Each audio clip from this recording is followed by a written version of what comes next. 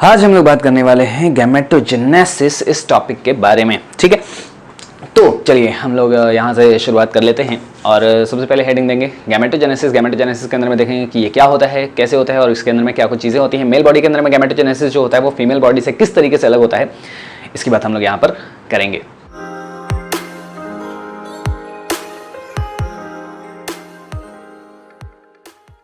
तो गैमेटोजेनेसिस ये जो टॉपिक है ये मेल बॉडी के अंदर में भी होगा और फीमेल बॉडी के अंदर में भी होगा। मेल बॉडी के अंदर में मेल गैमेटोजेनेसिस होता है, यानी कि मेल गैमेट का फॉर्मेशन होगा, और फीमेल बॉडी के अंदर में फीमेल गैमेट का फॉर्मेशन होना फीमेल गैमेटोजेनेसिस बोला जाता है।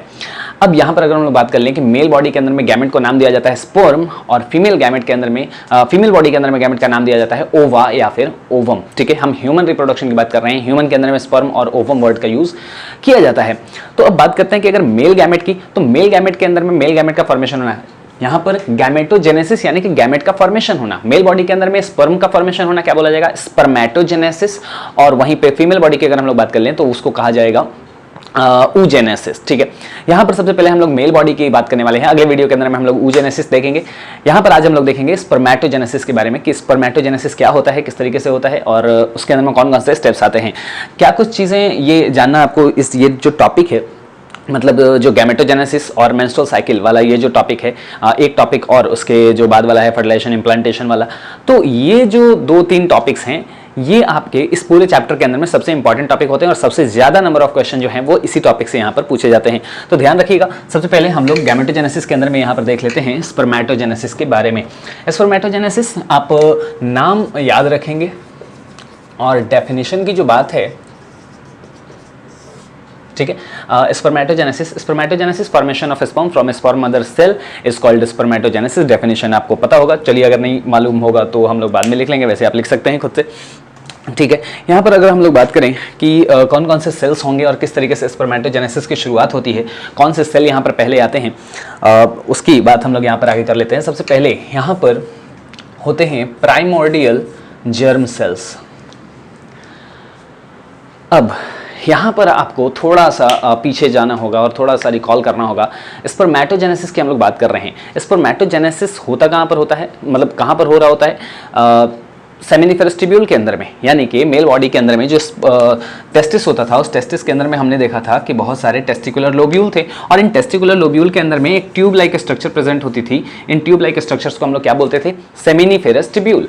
तो इसी सेमिनिफेरस ट्यूब्यूल के अंदर में क्या हो रहा होता था कि अंदर में कुछ सेल्स होते थे, और मैंने आपको इसका यहाँ पर डायग्राम भी बता के हमने देखा था कि कौन कौन से यहाँ पर सेल्स होते हैं। तो हमने देखा था यहाँ पर कि कुछ सर्टोली सेल्स होंगे, यहाँ पर जो पिरामिडल शेप के होते हैं ये सर्टोली सेल्स होते हैं। ये चीज़ें अब आपको थोड़ी सी ध्यान में रखनी होंगी। सर्टोली सेल्स जो हैं वो न्यूट्रिशन प्रोवाइड कराने का काम करते थे, और यहाँ पर जो सेल्स होते थे इसको हम लोग बोलते थे प्राइमोर्डियल जर्म सेल्स, यानी कि ये वो सेल्स होते थे जिनको जर्म सेल बोला जाता था, और जर्म सेल ही यहाँ पर डिवाइड कर करके यहाँ पर स्पर्म सेल का फॉर्मेशन किया करते थे। तो बात ये आती है कि सबसे पहले ये जो शुरुआत हो रही है, जो डिवीजन हो रहा है वो किससे हो रहा है, प्राइमोर्डियल जर्म सेल से। यहाँ पर PGC लिखा हुआ है, तो ये प्राइमोर्डियल जर्म सेल्स हैं। ठीक है, तो यहाँ से हम लोग शुरुआत करेंगे। आप इतनी सी बातें जो हैं वो थोड़ी ध्यान में रखेंगे। अभी प्राइमोर्डियल जर्म सेल्स जो होंगे वो कैसे सेल्स होते हैं, वो सारे के सारे होते हैं डिप्लॉयड सेल। ऑब्वियस सी बात है, यहाँ पर ये सभी के सभी कैसे होंगे, डिप्लॉयड होंगे, यानी कि क्रोमोसोम का नंबर कितना होगा, 46, और 46 क्रोमोसोम के अंदर में से जो उसका जीनोटाइप अगर हम लोग लिखें तो वो हो जाएगा 44 + XY। ये कंडीशन यहाँ पर होगी। प्राइमोर्डियल जर्म सेल्स बहुत सारे होते हैं, मिलियंस में होते हैं, और ये हम यहाँ पर इस टॉपिक के अंदर में जैसे अभी हम लोग पढ़ रहे हैं, तो मेल बॉडी के अंदर में किस तरीके से गैमेटोजेनेसिस का क्या प्रोसेस है और फीमेल बॉडी के अंदर में गैमेटोजेनेसिस का जो प्रोसेस होगा वो थोड़ा अलग होता है।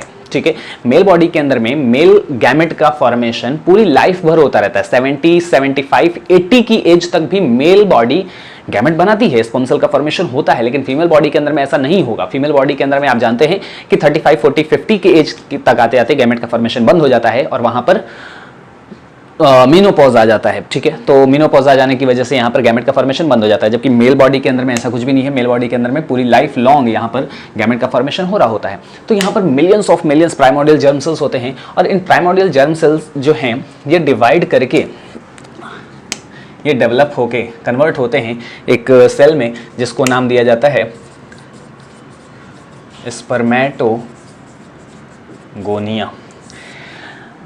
स्पर्मेटोजेनेसिस ये जो टॉपिक है, इस टॉपिक के अंदर में जो इंपॉर्टेंट बात ध्यान रखने की ये है, और ये इंपॉर्टेंट क्यों है और इसमें क्या कुछ क्वेश्चन पूछा जाता है और गलती कहाँ पे होती है, क्यों हमसे याद नहीं होता है, क्या चीज़ें याद करने की जरूरत होती है, तो वो ये चीज़ें हैं। यहाँ पर spermatogonia, spermatid, primary spermatid, secondary spermatozoa, तो ये सारी चीज़ें जो होती हैं, इनके नाम जो हैं और उनका सीक्वेंस कि कौन किससे क्या बन रहा है, कौन हैप्लॉइड है, कौन डिप्लॉइड है, इसमें थोड़ी सी प्रॉब्लम आती है, आप ध्यान में रखेंगे। अभी हम लोग जल्दी से देख लेंगे तो अपने को समझ में आ जाएगा। तो प्राइमोर्डियल जर्म सेल्स हैं, ये सारे के सारे डिप्लॉइड थे। इसके अंदर में क्या हुआ, सिंपल माइटोसिस हुआ, और जब यहाँ पर माइटोसिस हुआ तो ये सारे के सारे कन्वर्ट हो गए स्पर्मेटोगोनिया में। चूंकि माइटोसिस से बने हैं तो स्पर्मेटोगोनिया भी सारे के सारे डिप्लॉइड होंगे, यानी कि इनके अंदर में भी क्रोमोसोम का नंबर 46 होगा, यानी कि ये भी 44 + XY जीनोटाइप वाले होंगे। मतलब इनमें जो जीन होगा वो 44 क्रोमोसोम ऑटोसोम्स वाले होंगे, और X और Y यहाँ पर 44 ये और 45 46 X chromosome and Y chromosome ये प्रेजेंट होता है स्पर्मेटोगोनिया। ठीक है, यहाँ पर प्राइमोर्डियल जर्म सेल्स थे, और प्राइमोर्डियल जर्म सेल से यहाँ पर जब डिवाइड हुए तो इस तरीके से दो बन रहे हैं, मतलब सेम टाइप के ही यहाँ पर सेल्स का फॉर्मेशन होता चला जा रहा है। आई होप बात आ रही होगी समझ में। तो यहाँ पर एक सेल इस तरीके से बन गया। अब इस स्पर्मेटोगोनिया के अंदर में यहाँ पर फिर से होता है माइटोसिस एंड डिफरेंशिएशन। अब यहाँ पर डिफरेंशिएशन वाला जो स्टेप है वो यहाँ पर निकल के आता है, और अब इससे बन जाते हैं बहुत सारे प्राइमरी स्पर्मेटोसाइट। प्राइमरी स्पर्मेटोसाइट, ठीक है। तो प्राइमरी स्पर्मेटोसाइट का फॉर्मेशन हुआ। प्राइमरी स्पर्मेटोसाइट भी किससे बने हैं, माइटोसिस से। अब चूंकि ये भी माइटोसिस से बने हुए हैं तो ये भी कैसे होंगे, ये भी होंगे डिप्लॉइड। इनके अंदर में क्रोमोसोम का नंबर 46, और ये भी होंगे 44 + XY तरह के जीन रखने वाले। अब ध्यान देने की बात यह है कि प्राइमरी स्पर्मेटोसाइट के अंदर में होता है मियोसिस। हम लोग जानते हैं कि जो गैमेट का फॉर्मेशन होगा, हम लोग गैमेटोजेनेसिस पढ़ रहे हैं, स्पर्म सेल्स जो हैं वो क्या हैं, गैमेट्स हैं।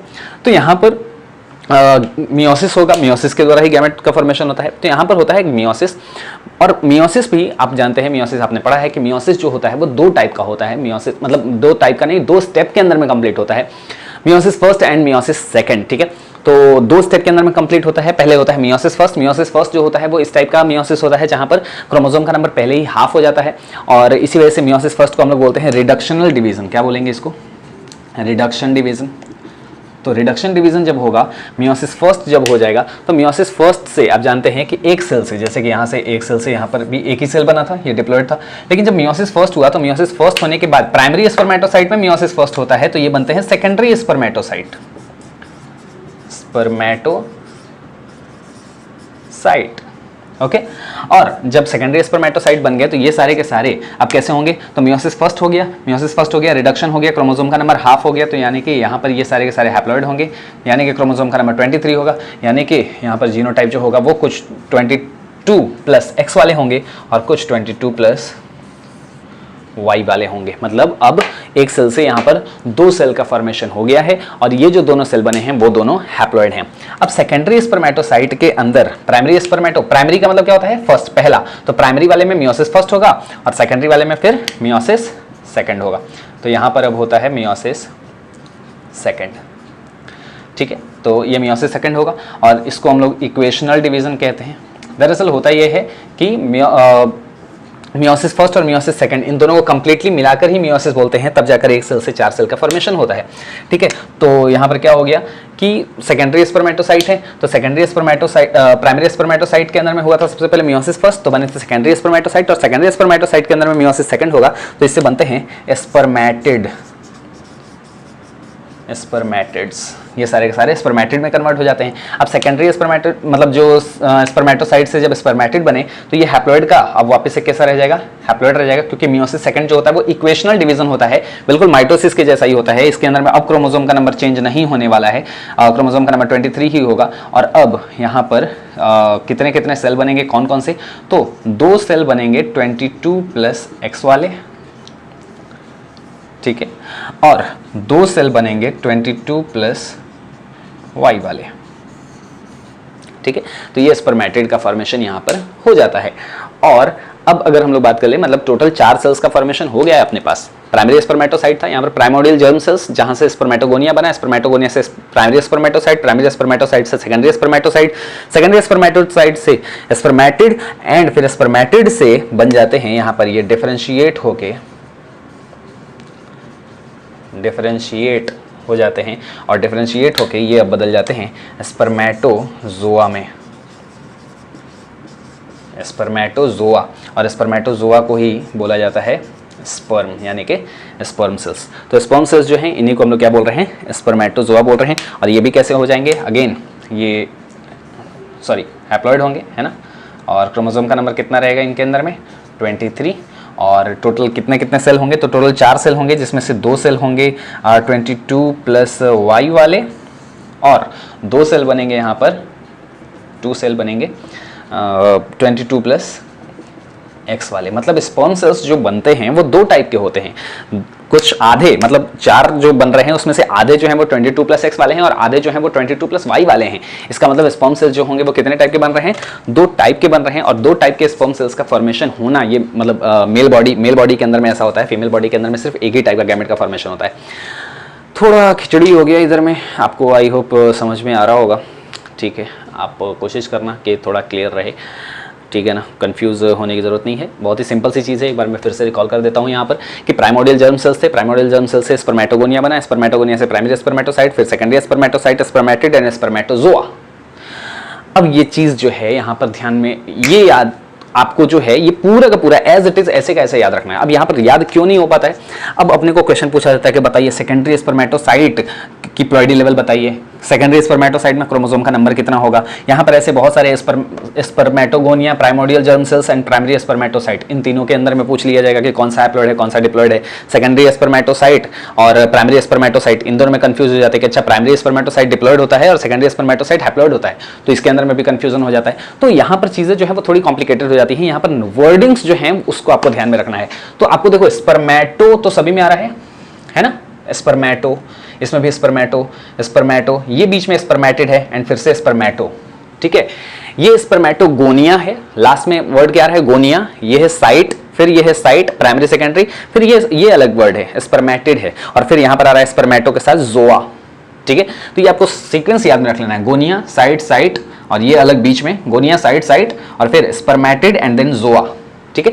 बाकी तो आप खुद से लगा ही लेंगे कि spermatogonia, primary spermatocyte, secondary spermatocyte, spermatid and spermatozoa, ठीक है।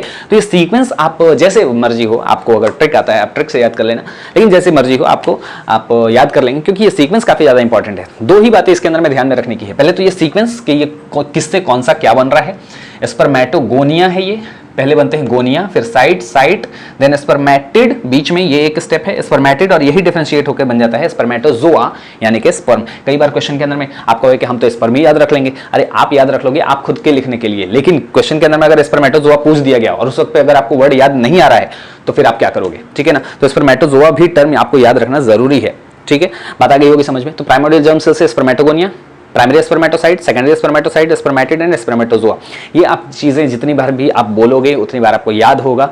जो चीजें आपको सिर्फ लास्ट वाला पोर्शन जो है ना वो सिर्फ आपको याद करने का है। स्पर्मेटोगोनिया, ये है गोनिया, फिर ये है साइट, ये फिर से है साइट, ये एक अलग सा है स्पर्मेटिड एंड देन जोआ, ठीक है। तो स्पर्मेटोगोनिया, स्पर्मेटोसाइट एंड स्पर्मेटोजोआ, ये सीक्वेंस आप याद रख लेंगे, पहली बात।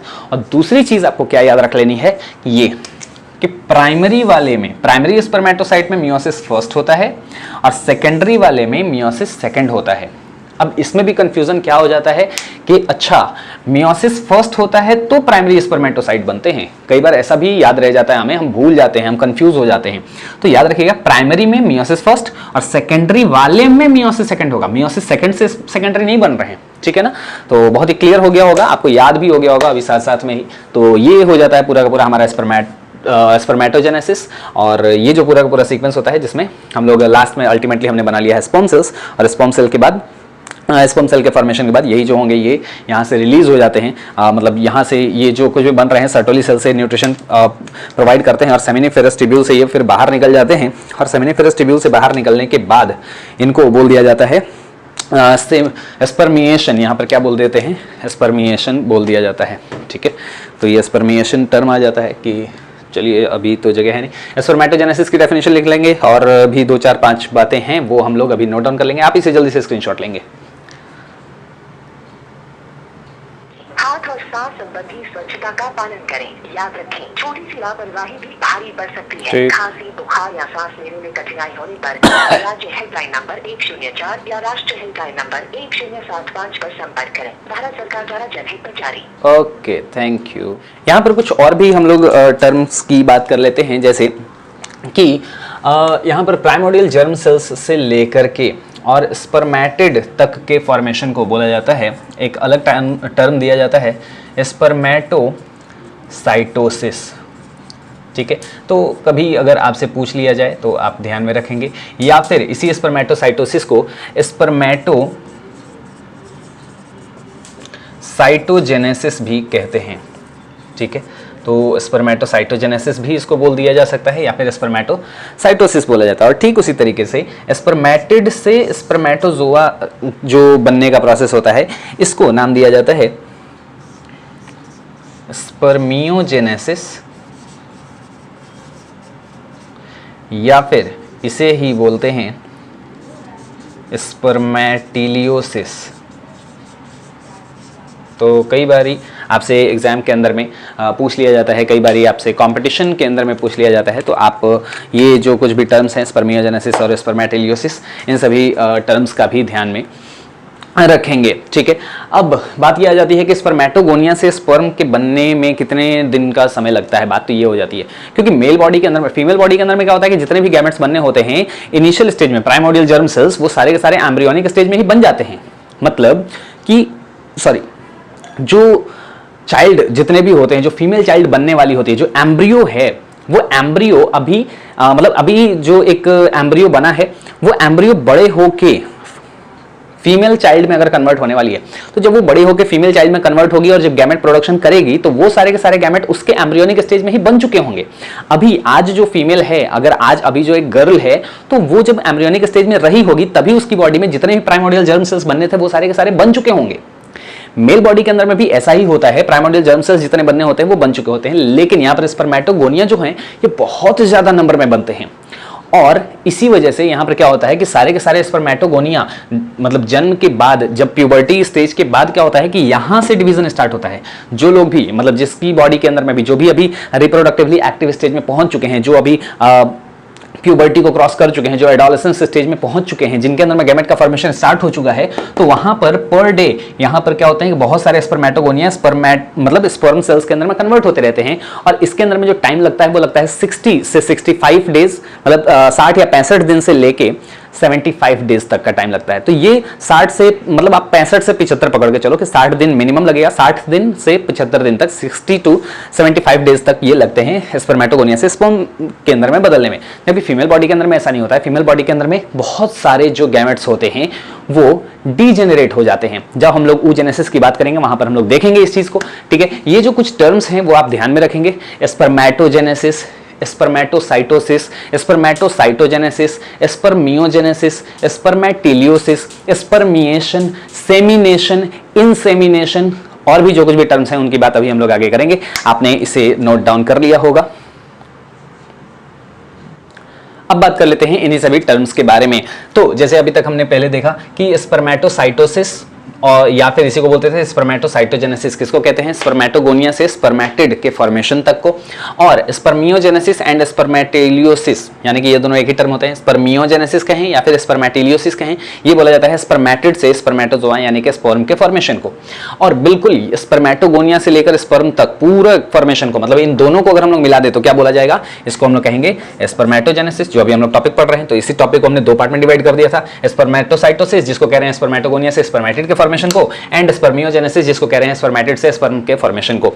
तो स्पर्मेटोजेनेसिस हो जाएगा स्पर्मेटोसाइटोसिस या फिर इसी को स्पर्मेटोसाइटोजेनेसिस प्लस स्पर्मियोजेनेसिस या फिर स्पर्मेटिलियोसिस। और इन्हीं दोनों के मिलके क्या बनता है, इन्हीं दोनों से मिलाकर, इन्हीं दोनों टर्म को मिलाकर क्या बोला जाता है, स्पर्मेटोजेनेसिस।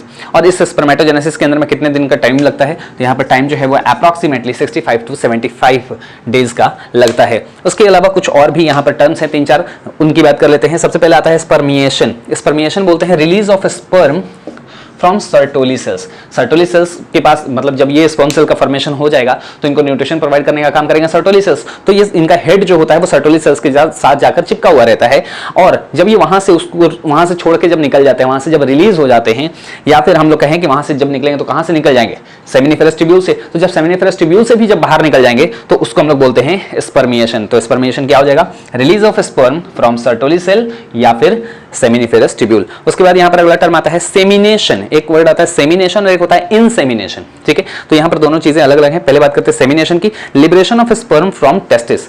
अब स्पर्म सेल का सेमिनिफेरस ट्यूब्यूल से सिर्फ बाहर निकलना, क्या बोला गया, स्पर्मिएशन। और जब सेमिनिफेरस ट्यूब्यूल से बाहर निकलता वास डिफरेंस में आएगा, है ना, रेट टेस्टिस, और फिर वहां से एपिडिडाइमिस और फिर वास डिफरेंस, और वास डिफरेंस में जब वो पहुंच जाता है, वास डिफरेंस में पहुंचने का क्या मतलब हो गया कि वो अब टेस्टिस को छोड़ के बाहर निकल चुका है। तो टेस्टिस को छोड़ के बाहर निकलने का मतलब स्पर्म सेल का, इसके लिए टर्म दिया जाता है सेमिनेशन। ठीक है, liberation of sperm from testis, testis से स्पर्म सेल का लिबरेट आउट हो जाना, बाहर निकल जाना बोला जाता है सेमिनेशन। अब वो बाहर निकल के कहां जाएगा, मेल बॉडी से बाहर निकलेगा, मतलब पीनस के थ्रू होता हुआ वो जो यूरेथ्रा होगा, यूरेथ्रल ओरिफाइस के थ्रू वो बॉडी से बाहर निकलेगा। तो मेल बॉडी से बाहर निकलना बोला जाता है इजैकुलेशन। और उसके अंदर में तब हम लोग जानते हैं कि सिर्फ स्पर्म सेल सिर्फ बाहर नहीं निकलता, बल्कि उसके साथ साथ कुछ फ्लूइड भी होता है, कुछ लिक्विड भी होता है, और उन सभी फ्लूइड और लिक्विड और स्पर्म सेल्स को सबको मिलाकर क्या बोला जाता है, सीमेन। तो सीमेन का मेल बॉडी से बाहर निकलना, याद रखिएगा, सिर्फ मेल बॉडी से बाहर निकलना क्या बोला जाएगा, इजैकुलेशन। और इंसेमिनेशन किसे कहेंगे कि मेल बॉडी से बाहर निकल के फीमेल रिप्रोडक्टिव ट्रैक्ट में पहुंच जाना, मेल बॉडी से बाहर निकल के वजाइना तक पहुंच जाना, इसको बोलते हैं इंसेमिनेशन। तो चारों चीजें अलग अलग हैं। स्पर्मिएशन सर्टोली सेल से या फिर सेमिनिफेरस ट्यूब्यूल से बाहर निकलना, फिर सेमिनिफेरस ट्यूब्यूल से बाहर निकल के जब टेस्टिस से बाहर निकलेगा तो कहेंगे सेमिनेशन, फिर टेस्टिस से बाहर निकलने के बाद जब वो मेल बॉडी से बाहर निकले, ठीक है ना, लिबरेशन ऑफ सीमेन फ्रॉम मतलब liberation of semen outside the body of male, male body से बाहर निकल जाना सीमेन का, क्या बोला जाएगा, इजैकुलेशन। और इंसेमिनेशन किसको कह रहे हैं, entry of semen into vagina by male, male के द्वारा वजाइना के अंदर में सीमेन को इंसर्ट करवा देना, ठीक है, क्या बोला जाता है, इंसेमिनेशन। बात आ गई होगी समझ में, आप इसे भी जल्दी से एक बार नोट डाउन करेंगे। अब हम लोग बात कर लेते हैं हार्मोनल रेगुलेशन ऑफ स्पर्मेटोजेनेसिस के बारे में, कि मतलब कि स्पर्मेटोजेनेसिस जो हो रहा है, स्पर्म सेल्स का जो फॉर्मेशन हो रहा है, मेल गैमेट का जो फॉर्मेशन हो रहा है मेल बॉडी के अंदर में, तो वो कब होगा, कब नहीं होगा, कितना ज्यादा होगा, कब कम होगा। तो इन सभी ये सारी चीजें जो होती हैं वो बॉडी के अंदर में किस तरीके से रेगुलेट होती हैं, और बॉडी को ये कैसे पता चलता है कि हाँ अब स्पर्म सेल का फॉर्मेशन करना है, अब नहीं करना है, अब कब बनाना है, कब नहीं बनाना है। तो ये सारी चीजों को रेगुलेट करने के लिए जो हार्मोन होता है उसको मतलब उस पूरा का पूरा एक मैकेनिज्म काम कर रहा होता है, उसकी बात हम लोग यहाँ पर करते हैं, हार्मोनल रेगुलेशन ऑफ स्पर्मेटोजेनेसिस के बारे में। तो सबसे पहले हेडिंग दे देंगे हार्मोनल रेगुलेशन ऑफ स्पर्मेटोजेनेसिस। ठीक है, तो हार्मोनल रेगुलेशन ऑफ स्पर्मेटोजेनेसिस के बारे में यहां पर बात कर रहे हैं कि कौन कौन से हार्मोन किस तरीके से सिक्रेट होते हैं। तो सबसे पहले हम लोग जानते हैं कि जो मास्टर ग्लैंड होता है कौन, हाइपोथैलेमस। तो हाइपोथैलेमस जो है वो सबसे पहले सिक्रीट करना शुरू करता है गोनेडोट्रोपिन रिलीजिंग हार्मोन यानी कि जीएनआरएच। ठीक है, तो हाइपोथैलेमस से सबसे पहले सिक्रीट होता है जीएनआरएच, और जीएनआरएच का अमाउंट जब यहाँ पर बढ़ने लग जाता है तो जीएनआरएच जैसे जैसे बढ़ता चला जाएगा तो जीएनआरएच ये जाकर एक्ट करता है कौन से पार्ट पर, पिट्यूटरी ग्लैंड पर। ठीक है, और कौन सा पिट्यूटरी, तो एंटेरियर पिट्यूटरी, एंटेरियर पिट्यूटरी से ही यहाँ पर क्या सिक्रेट होते हैं, यहाँ पर दो और भी हार्मोन यहाँ पर सिक्रेट किए जाते हैं, पिट्यूटरी हार्मोन्स, जो कि हमारे सेकेंडरी सेक्सुअल कैरेक्टर को रेगुलेट करने का काम करते हैं। तो हाइपोथैलेमस से सबसे पहले सिक्रेट होता है जीएनआरएच, गोनेडोट्रोपिन रिलीजिंग हार्मोन, और जीएनआरएच के अमाउंट के बढ़ने की वजह से ये जो जीएनआरएच होता है वो अब जाकर एक्ट करता है एंटेरियर पिट्यूटरी पे। एंटेरियर पिट्यूटरी से यहाँ पर दो हार्मोन्स सिक्रेट होते हैं, एक ल्यूटिनाइजिंग हार्मोन और एक फॉलिकुलर स्टिमुलेटिंग हार्मोन। ठीक है, फॉलिकुलर स्टिमुलेटिंग हार्मोन। तो यहाँ पर ये दो हार्मोन सिक्रेट होंगे, ये है ल्यूटिनाइजिंग हार्मोन।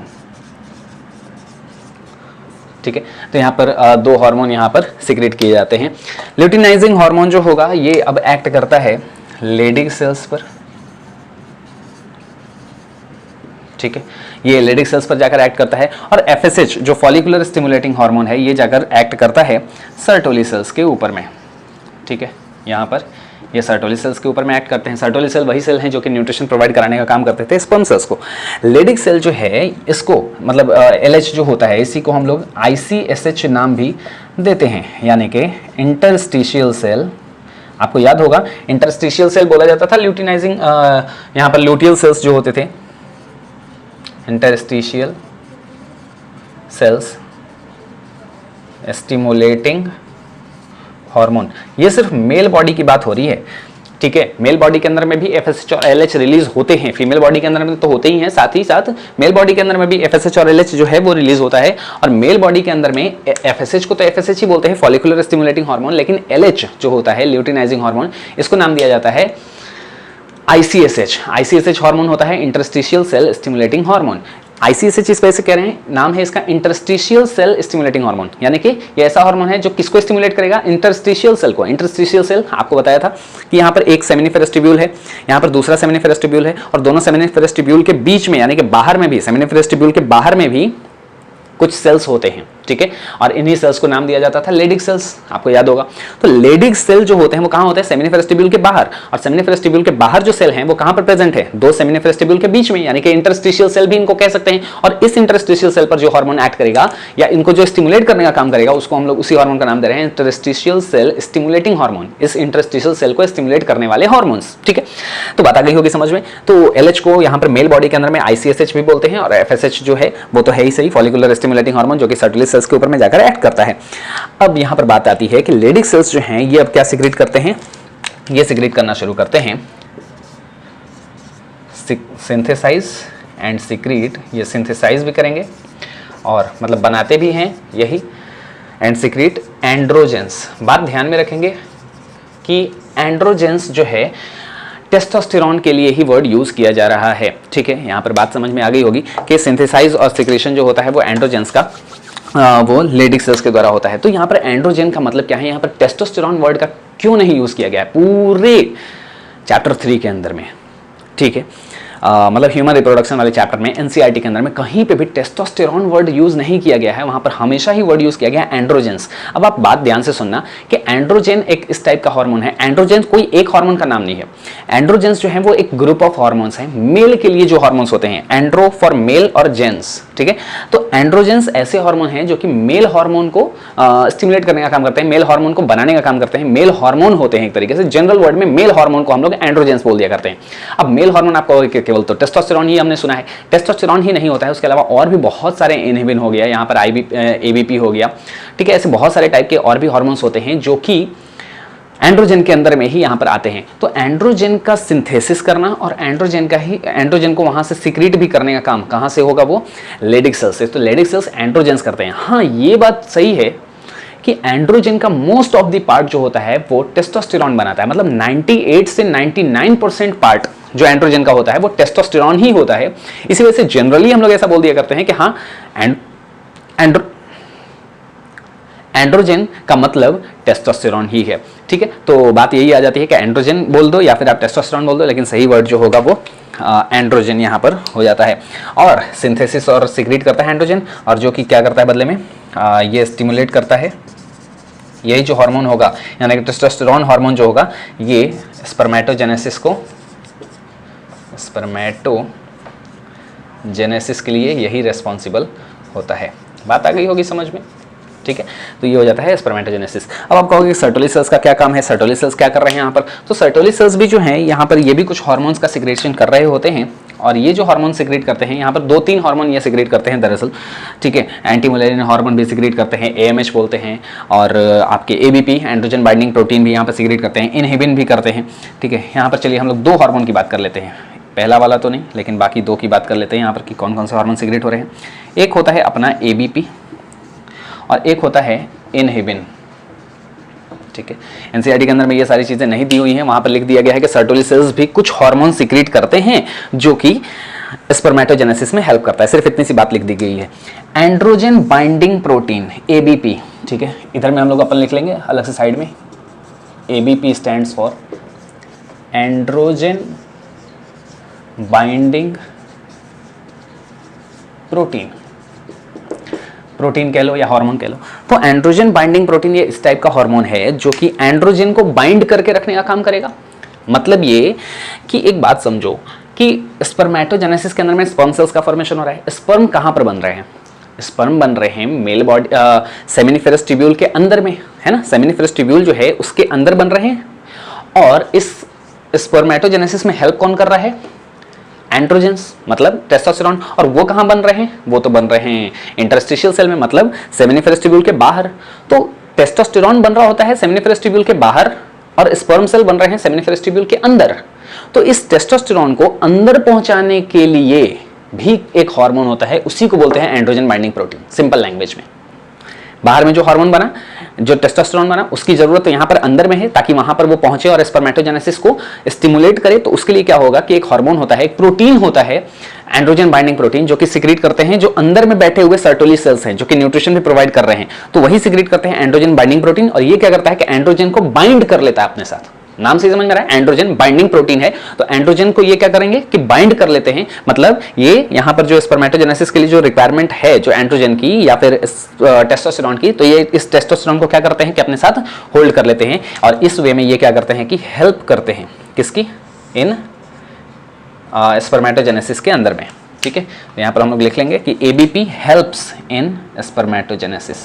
बात आ रही होगी समझ में? ABP helps.